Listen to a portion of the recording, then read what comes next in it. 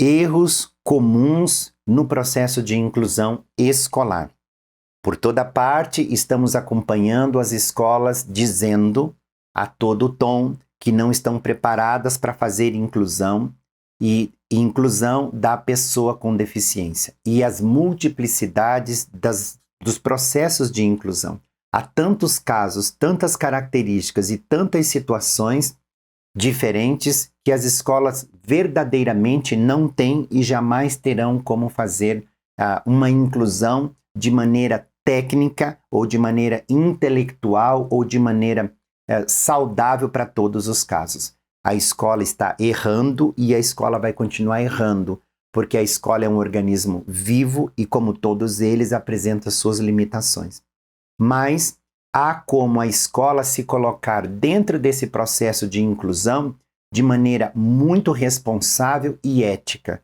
E ao se colocar de maneira responsável e ética, a escola já estará acertando. Acertando porque estará garantindo o direito de aquela criança ou de aquele jovem permanecer e estar naquele lugar. Mas permanecer e estar é simplesmente um processo de integração. Ainda não é inclusão. É um primeiro passo, né? É um primeiro passo quando a escola integra no seu corpo alunos com deficiências ou diagnosticados ou com laudos, conforme você queira. Mas é necessário avançar esse processo e aí eu estou listando 3 importantes erros de toda essa condução saudável, dinâmica e compassiva que precisa ser desenhada a partir da chegada deste aluno na escola. O primeiro deles é quando a escola tira o aluno de dentro da sala dele para fazer uma atividade isolada no pátio ou na biblioteca. Estamos vendo isso acontecendo na rede pública e na rede privada, sobretudo agora com a chegada dos professores auxiliares.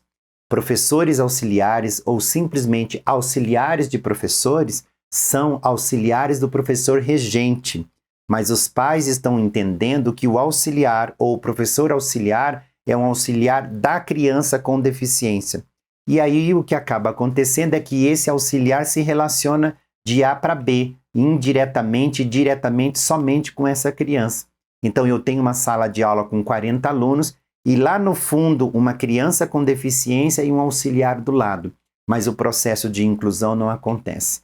Vez ou outra, esse auxiliar retira essa criança da sala de aula, vai para o pátio ou vai para uma biblioteca ou um outro espaço e desenvolve isoladamente o que eles chamam lá nesta escola de processo de inclusão. E obviamente que isso está errado. O processo de inclusão pressupõe a permanência da criança junto ao seu grupo de inclusão, desenvolvendo as atividades adaptadas e preparadas, mas dentro de um mesmo contexto, dentro de uma mesma condição. E já a partir dessa percepção, já vem a segunda, que é o tempo de permanência dessas crianças em sala de aula. Eu fico muito assustado quando pais e educadores não entendem que a maioria dessas crianças não consegue nem a frequência, nem a permanência em 100% das aulas ou das atividades escolares, como os alunos típicos conseguiriam. Essa discussão precisa ser levantada dentro da escola do seu filho e essa discussão tem que ser levantada no seu contexto educacional. Mas se a sua escola tem aula das 13 às 18 horas e naquela sala de aula eu tenho aluno com deficiência e uma série de outras situações de laudo, de diagnóstico, de transtorno de neurodesenvolvimento, seguramente esse aluno não vai aguentar, não vai dar conta desse período de aula, nem da quantidade de 5 ou 4 horas diárias e nem da frequência de 5 dias semanais. Há possibilidades legais e há possibilidades situacionais de fazer essa adaptação, essa flexibilização e esse melhor entendimento de quais são as condições reais para essa criança dentro da escola e dentro da sala de aula.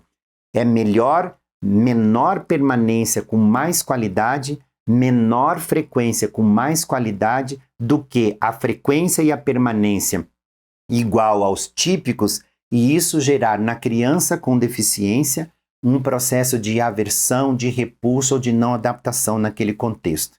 E por último, a gente tem que lembrar que há um outro problema muito comum acontecendo na realidade das escolas de inclusão que está ligado às famílias, né?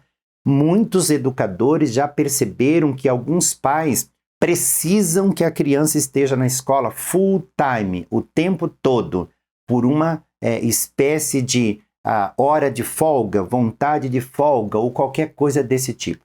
É muito triste dizer isso, mas de fato isso é verdade. Alguns pais, por não conseguirem ou não quererem lidar com uma criança com deficiência, com diagnóstico de neurodesenvolvimento, elas querem que essas crianças fiquem fora de casa. E a escola precisa perceber isso, por quê? Não para julgar e condenar o pai, mas para fazer verdadeiramente um processo educativo. Se na sua escola você perceber uma resistência do pai ou de um responsável para com uma criança com deficiência, é hora de educar essa família. É hora de mostrar para essa família que aquela criança só tem o respaldo da família, o aporte da família e a segurança da família. Por mais difícil que seja, é hora de fazer uma transformação interna nesta família. E a escola, junto a outros mecanismos sociais, pode, deve e tem que fazer isso. Eu sou o professor Dr. Geraldo Peçanha de Almeida, trago coisas que eu recolho no mundo, porque eu acredito que educar é um ato de persistir com delicadeza.